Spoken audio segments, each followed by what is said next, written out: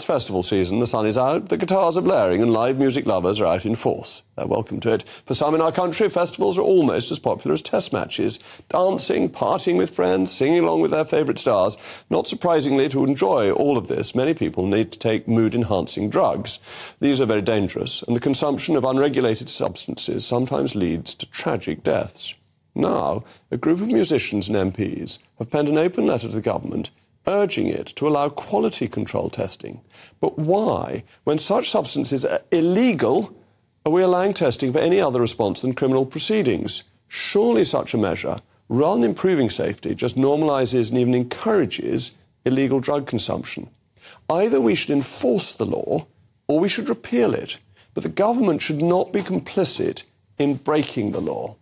I'm joined now to debate this with a fruit juice drinker, the Director of Research at the Adam Smith interview, Mr. Maxwell Marlow. Maxwell, I'm sorry to accuse you of being a fruit juice drinker, but isn't the key point here not whether you're in favour of legalisation of drugs or not, but currently our law says it is illegal, and the government should not be complicit in allowing people to break the law? Well, Jacob, you're a Conservative, and you look at the world as it is rather than as it should be. Now, yes, it is already illegal to take drugs, and people still do it anyway. It was the case in Prohibition back in the 20s with America. People got rid of alcohol, they got Al Capone. It's a completely different argument, I think, with drugs at festivals. What I think is important is stopping drug overdose deaths, of which have been going up continuously since about 2015.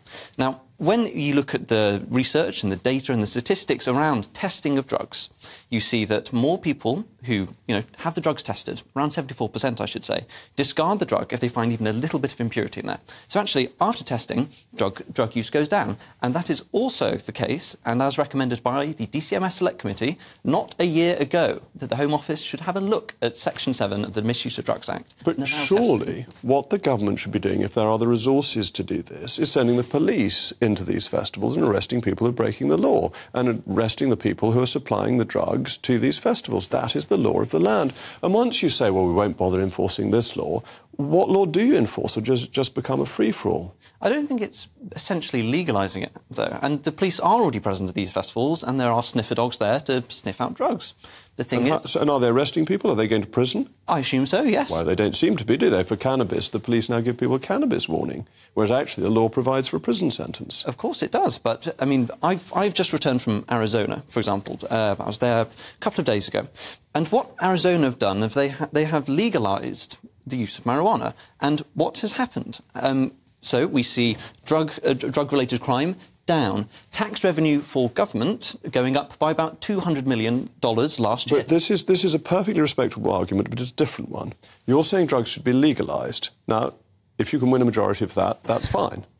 But what I'm saying to you is that whilst the law of the land is the law of the land, it is fundamental to the rule of law that the law is enforced, and it thoroughly undermines the rule of law if the government actually is complicit in the law being broken and says, oh, it's fine if you break this law, because if law becomes a matter of choice, there may be other laws that I don't like, and then surely I'm free to break them too. Well, it is a good point, but if we look at the drugs example specifically, it is Section 7 of the Misuse of Drugs Act, which says that this testing is allowed to take place, and we've known that this is an effective treatment for reducing deaths and reducing consumption. Now, who is in favour, essentially, of having the testing?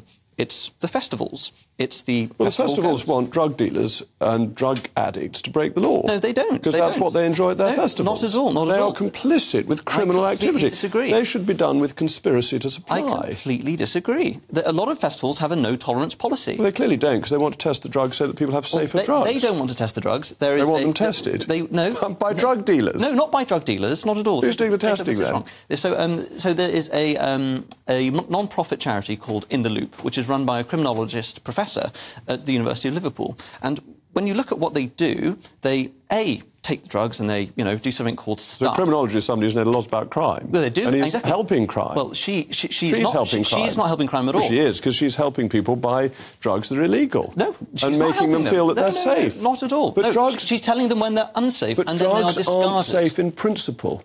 That if you think of the effects cannabis has had people, its link to mental health, the breakdowns in mental health you've had linked to cannabis, the addiction you get to other illegal substances. This idea that just because they've been tested, they're suddenly safe, isn't actually true. It creates a false sense of security. I mean, no, I agree with you. Drugs are dangerous. People shouldn't do them. Everyone knows that, but people do them anyway. And as I've said, Jacob, you look at the world as the way it is. You're arguing a different case, which is a perfectly respectable one, for legalisation of drugs. I'm not. Whereas what I'm arguing for is for the majesty of the law.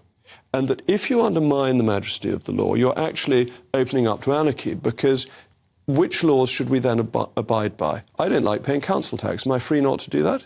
It's completely different. I disagree. No, it's not. Why don't I have somebody who says I don't have to pay? Within the current legislation, it says that it is permissible to test the drugs at front of house, or they could do back of house testing. But it's not permissible either to take them or to supply them. So the overriding law is that they are illegal. You are allowed to. There's nothing illegal about actually being high. It is illegal. Well, it's illegal to have them, possess them. Yes, correct. Yes, but again, the word of the law.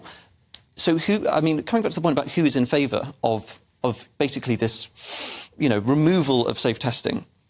It is the festivals, it is the festival goers, it is the parents of people who've died of overdoses and bad drugs. The festivals and the festival goers want to take illegal drugs, and we shouldn't be aiding and abetting them. We shouldn't aid and abet people in breaking the law. Well, we're not aiding and abetting them in stopping them from dying. No, we're not. They won't die if they don't take drugs, and if we enforce the drugs laws, and the drugs aren't there. Well, we could say the same about murder. Why not just enforce the murder laws? Which is what we try to do. We do try to do, and murder still happens. And that's why we have very strict gun laws, we have very strict knife laws, and we have, in this country, relatively few murders compared to the United States and various other countries. I agree, and there's a stabbing epidemic in London. So let's try and enforce the law. Fiat justitia et ruant caeli. Thank you, Maxwell. It's not Bosworth Field. It's not